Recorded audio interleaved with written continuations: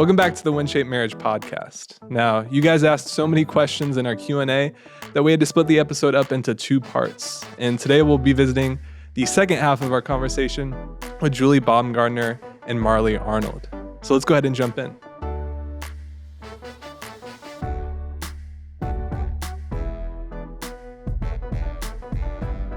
Okay, here is a listener question for you.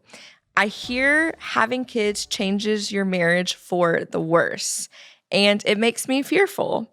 Can you speak about how having children affects your marriage positively? Man, having kids, it really does change your marriage. And I get that people would be fearful. There are so many good things that come out of having children that are great for your marriage. One is just watching each other care for this miracle that has become part of your family now. I can remember there were nights when Ashley wasn't sleeping and Jay would take her and cuddle her. She would quit crying, and I very vividly can remember that I just loved him more watching that unfold. I think one of the very unexpected gifts for our marriage from having a child, we both had careers and were busy. In the evenings, Ashley didn't settle very well, and so we would put her in a stroller and we started walking every evening. That then and now has been one of the absolute greatest gifts to our marriage because it kept us connected. It kept us having conversation. Ashley was right there with us, but she was settling and going to sleep. And so we felt like we were paying attention to each other. Nobody felt like they were kind of sidelined in the process of a new baby coming in. That was a big positive for us. I think the chance that you get to be intentional, sometimes you take for granted, oh, we can do whatever because there's just the two of us. Right. When baby makes three, being intentional about, hey, what can we do that we love? Who do we have that can take care of the baby so we can spend time together? So perhaps a positive is that you get more intentional about caring for your marriage and pouring into it as a result of knowing that you've got this little one that is needy, and yet your marriage also deserves nurturing and caring. So I think if you look at your child as a great gift, and you have opportunity to be very intentional about pouring into your marriage, because when your marriage is healthy, that is the greatest gift you can give your child. So I would strongly encourage parents, don't feel guilty about taking time out for you, because as you thrive in your marriage, your child is much more likely to thrive as well. And they've been entrusted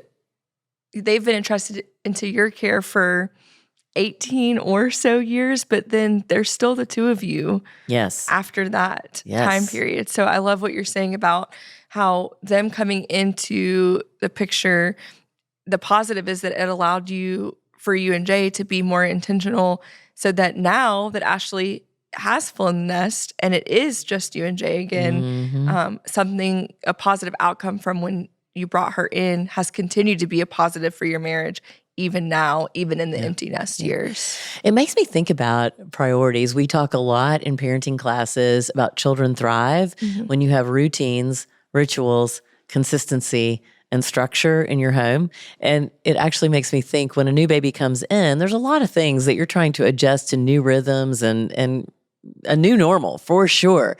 When you think about the routines, rituals, consistency, and structure, if you're talking about that as new parents, hey, what are our routines? What are our rituals that we want to celebrate and that actually help fuel our tank as a married couple? As you're walking that road, those are all very positive things that can actually be gifts to your marriage because you're still being curious, you're still learning and growing, and you're doing it in a way that's helpful to your marriage and helpful to your family. Yeah, I love that. You're not saying that it's not going to be tough, or there might not be some hard moments along the way, but there is space to find some of those really positive aspects. I think it's an adjustment. Parenting is an adjustment, and how you embrace it and your attitude towards it. If you go into, this is going to be really hard, it's going to be really hard, it's going to be really hard. Yeah. And the reality is you're going to make some adjustments, you're going to do some things differently, but adapting and adjusting, we can do that and learn a new normal, and we can be very happy. Yeah. And I feel like in marriage, any new season that you step into is a challenge. And I imagine having a kid is even more so, but it's acknowledging that every new season takes time for you to get adjusted to that transition. Like, you don't step into something and immediately have perfection at it. Like, you're going to have to work towards it. That's a great point. I think the unspoken things about, I should be a better parent, I should be able to do this better. When you start talking like that, man, rewind those tapes, and it's a different word of, I just haven't learned that yet. We're still adapting and adjusting. We're trying to figure out how to be agile and pivot when we've been doing it a certain way for a few years, and now it requires us to be different, and that's okay. And that kind of transitions very nicely into this next question, which was just, how do you know when it's time to have children? And so if you have been living in that scenario where it has been the two of you, and you're kind of starting to have those conversations, what does that look like? Like, is there a right time? How do you know when it's the time to have kids? I don't think there's a cookie cutter answer to that. I think it is very individual to the couple. I think there are questions that you can ask. And one is, how do we both feel about having children right now? What's our mental state with that? And if you are having questions, or maybe you're doubting that you're ready, to actually say it out loud. Like, what are the things? And what do you think it would look like for us to be ready? What would that look like? Because some people will say, we need this, and we need to have X amount of money in the bank, and we both need to have careers. We need to do these things. I've known people who had next to nothing, and I've known people who've had a lot of money, and they were in different places when it came to having children, and they did that. They did it very well. They navigated the question and made the decision based on, we both feel good about this. We're not thinking that we're going to be perfect at it, but we're in it together, and we're a team, and we're going to figure it out as we go forward. But I think you have to sit down as a couple and have a conversation. If it's your parents saying, it's time, you've been married 4 years, it's time, that is not the right time. You need to both be in agreement. So I think that's another piece. If someone says, I'm so ready, I'm just so ready to be a dad, but you're like, I don't know, then talk through that and make sure that you're both on the same page. You don't want to be sneaky or manipulative with each other, because it is a life-changing decision, and it's truly a gift, the best gift. Now, that's not to say God doesn't have other plans. You may say, we're going to wait 4 years, and you find out you're pregnant 6 months later. Right. And that's God's plan. And then it's like, okay, Lord, this is a surprise. Help us navigate this well as a couple. Show us, bring us people to help us do this and do it well. And I love that we're having this conversation, and it's not the first time we've had it. I remember talking to you about this question and writing a blog that we have that we can link in the episode, in the description of this episode. But it was encouraging couples. I think it was like 10 questions to ask yourself and ask each other when you're thinking about, are you ready for kids? And it was some of those questions like, are we doing this because we're ready? Are we doing this because other people are parents are ready? Like, right, are grandparents. What kind of support system do we have? Like, what is this going to look like? How will this affect us financially? Not do we have a certain amount, but just making all of those considerations. Informed decisions, right? Yeah, I think just that conversation around it, it's not a one and done. Right. But even that's a great resource that we can link to help you start just navigating those questions. And you can answer all those questions and still be surprised. Yeah. Right? Yeah. Yeah. Sure. I love that so much, though, because I think the spot where a lot of people run into conflict is where you both have different visions for what the future is going to look like, and you don't speak them. And so working through those questions, like you were saying, and getting clear answers and like, this is what I need to feel comfortable. Yes. I feel like is a great resource for couples. Absolutely. So when you're in that season and you are trying for kids, we got this question, which was, what guidance do you have for couples who are struggling to get pregnant? So maybe you did have the conversation, you have decided, okay, it's time, and we're going to try for this, and then you run into this season of infertility, and it's just not happening, and we thought it was going to happen, and we planned for it. And I know that's a really like delicate and hard. So I know, like, I can imagine the strength that it took to ask that type of question, and just the heart behind it. Yes. I love the courage. Yeah. I think that this can be a really lonely place because you sometimes feel like, why us? Some people have said, I felt embarrassed. I didn't want anybody to know. The people that I have worked with and spoken to that are walking this road or have walked this road, they said the most powerful thing for them was when they actually let people in. They found community, people who were a bit ahead of them on the journey. I read a post from a friend the other day, and they have been on an infertility journey for many years. And they now have 2 children and are expecting a third. And she said in the post, she said, if you're on this journey, I know the pain and I know the heartache. And if you need to talk, I'm willing to talk with you. And I just want to encourage you. And I want to be hopeful for you because I've walked the road and I know it all too well. If I could say anything, I would say, don't go this alone. And it may not be your parents that you necessarily want to bring in, but look in your faith community for people who are on this journey, who can be on this journey with you, can be prayer warriors for you, are willing to just listen when you need to cry. Crying is really good. It can be very cathartic, and it's okay. To hold all that in yourself, that's a lot. It's a lot to carry. It's a lot to carry individually and as a couple. But by bringing in some people to walk that road with you and journey with you, I think it's helpful. There's so many good things that can just come from just having someone else that's just next to you, that like an actual other person, where you don't feel like it is you and me, as in my spouse and me only, carrying this. It's like Jesus' skin on. Yeah. Right? It's just sometimes we just need people just next to us that know the reality of that pain and the heartbreak. Yeah.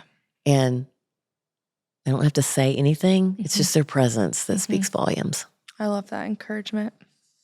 So jumping into our next question, we talked a lot about differing parenting styles. And somebody asked the question, how do you even navigate the conversation around parenting styles? What should that look like in a marriage context? Very carefully. Very carefully. Again, it goes back to being open and honest and having conversations, because a lot of times people come to marriage, they were parented differently. And sometimes they'll come to marriage saying, I don't want to parent like I was parented. I don't want to parent like you were parented. And so being able to sit down and have conversation around what is in the best interest of our child. If you think about the whole idea with children is to grow and go. You have been given an amazing responsibility and gift in being a parent. And the goal is to raise this child, to disciple them, if you will, in a way that they will be able to own their faith, not yours, that they will know how to navigate challenges, to embrace what it looks like to go through hard things and be resilient. So as you're doing that, what style of parenting is going to help bring that about? An authoritarian doesn't typically accomplish that goal. A parent in a home where there is no structure doesn't accomplish that goal either. Yeah. And so educating yourself and asking, what do we want our home to be like? If it's all about rules and no relationship, that's going to be really problematic. If you have conversations around what really matters. In our home, we wanted to be respectful towards each other. Honesty really mattered because trust was super important. We didn't have boatloads of rules, family meals. We ate dinner together practically every night. And it's stunning, just that is a teaching tool to help children learn how to disagree, in an agreeable fashion. Yeah. How to have their own opinions, to speak up and use their voice. We all matter sitting around the table. We can treat each other with respect. And so when you think about your parenting style, we've had conversations around, you got to go back and think about, well, how was I raised? And what was fruitful about that? And what wasn't incredibly helpful? And then how do we want to raise our child? And somebody might be super conflict avoidant as a parent, and the other one's like, well, I'm not afraid at all. Yeah. I'll embrace that. Yeah. But remember, it's about a team. So if you're always, well, wait till your mother gets home, wait till your father gets home, it's much more healthy if we can team together and decide this is what we want for our home, for our child, and our end game is that when they leave our home, they're going to feel confidence in who they are as a person, who they are as a child of God, and we will have poured into them in a way that they can go out into the world and know, I can navigate this. Yeah. And my parents are here for me. Now, thinking real tangibly, is this like a one-time conversation that you have and you're like, great, we're now on the same page? Is this an ongoing discussion? Like, what does that look like? I think it's an ongoing discussion, especially because when your child's really young, it's easier to do the things that you said you were going to do in terms of how you're going to navigate parenting. And then all of a sudden you hear, no, or why for the billionth time. And it's like, don't ask me that again because I said so. So when you think about, you want your child to understand their emotions and be emotionally intelligent. You want for your child to be able to understand, hey, you'll always have an authority figure that you have to answer to. It may not be your parents. It might be an RA at school. It might be a boss. You're always going to have someone in authority over you. And so it's an ongoing conversation as they get to different ages and stages, and you're seeing different things happen. Here's the thing, though. As parents, you have to remember the whole no and why. Like, that's an important part of the developmental process. And if you can remind yourself, oh, this is good. This is exactly what they're supposed to be doing now. It gets on my last nerve, but it's exactly what they're supposed to be doing. And then as they get to be teenagers, and boy, big personality comes out, big emotions start showing themselves, you have to remind yourself, this is exactly part of the developmental process. And again, we're having another conversation around, hey, we said all these things and they still remain true. How we do them, though, may look a bit different because we're talking about a middle schooler or a high schooler, not a 5-year-old. Yeah. Now, what is one piece of advice that you would give a couple in the first year of parenthood?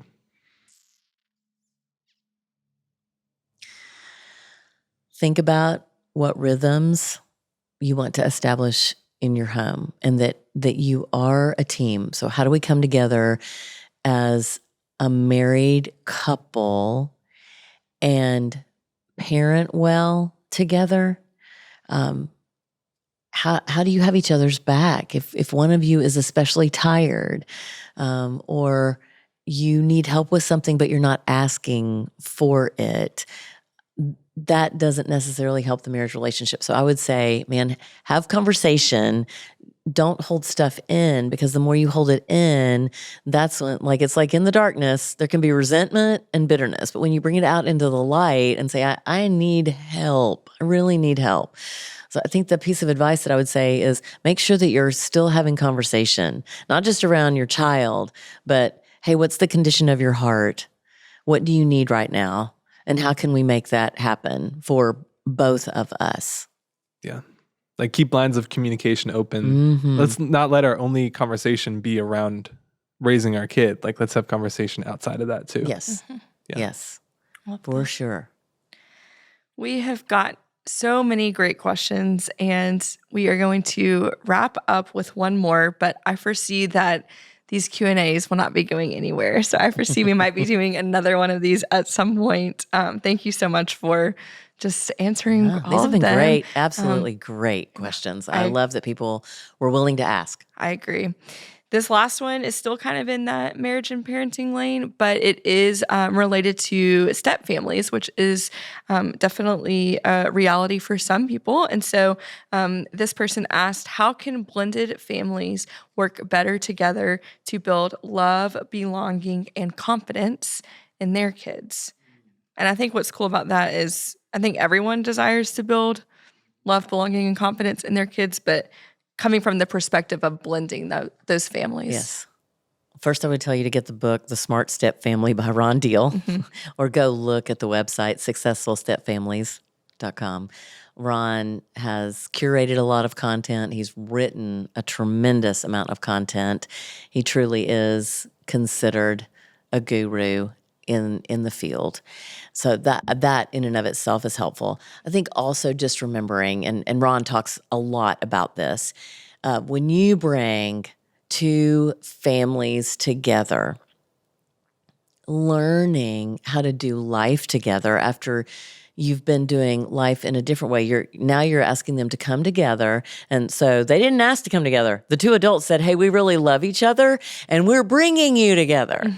And some of the family members might be coming in very excited and others might be coming in kicking and screaming.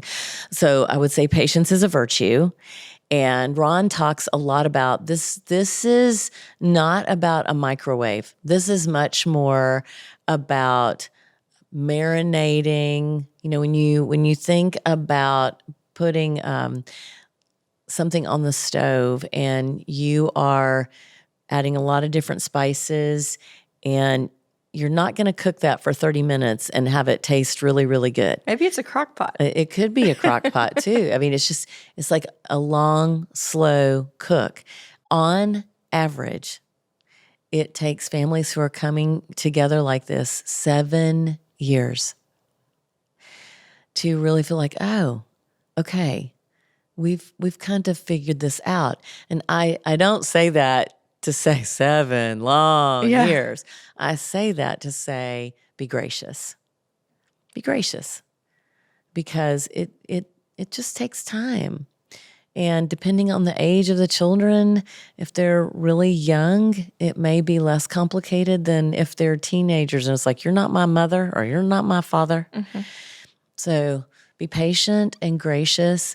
Read The Smart Step Family. And again, don't do this alone. Find other people who are a bit ahead of you. Follow Ron. He puts stuff out regularly. There's ways to be where we're going to have a retreat for people who are blending families together to help them do that well. So seek out the resources. Seek other people who are already ahead of you on the journey and ask them, what would you tell us to avoid? What are the minefields? And what do you think worked really well? What did you learn that you could pass on to us to help us navigate this road? But it's not a fast thing. It takes time. It's worth it. I can tell you lots of success stories of couples who have done it, and they made mistakes along the way, but over time, man, beautiful, beautiful family situation, including, you got to think about, like, you've got lots of grandparents and step parents in all of this. So, and I love that even ending on that, it's like, it's a nice reminder that, hey, even WinShape Marriage, like, we don't have all the answers to every single thing, but we can point to someone like Ron who has poured and dedicated so much work into this particular audience. Yes. And so it's like, we want to do our best to answer these questions, but at the end of the day, that's still one perspective, and we can also help point to other perspectives as well. Yeah. Which I think is really cool. Yeah, and I can 100% attest to Ron's book because, I mean, I grew up in a blended family, and so I went back and read the book just out of curiosity. I remember having this moment of thinking, wow, this speaks to so much of my experience growing up. And it was crazy just how accurate so many of the things were. So I definitely would recommend anyone in a blended family reading it because there's so much wisdom in there. Yeah, I agree. That's awesome. Well, that concludes the first season of the WinShape Marriage Podcast. Wow. Do you have any final words or thoughts? I mean, we talked through so much, but any last words that you want to say? I just think it's so exciting. I think it's exciting to see people asking us all of these questions and taking in the information. My experience is people are really hungry and they're looking for resources, and we want to provide the resources to people that they're looking for to help them do marriage well. So I just celebrate what's happening and looking forward to more. Awesome. I completely agree. Thank you guys so much for tuning in to this Q&A, part 2 of this Q&A. And thank you so much for listening and watching all season long for the first season of the WinShape Marriage Podcast. We've been so encouraged by all of you guys listening and asking us questions, and we can't wait to be back with a season 2. So stay tuned for that, for more conversations with Julie and other marriage experts as well. Until we speak again, thanks for tuning in.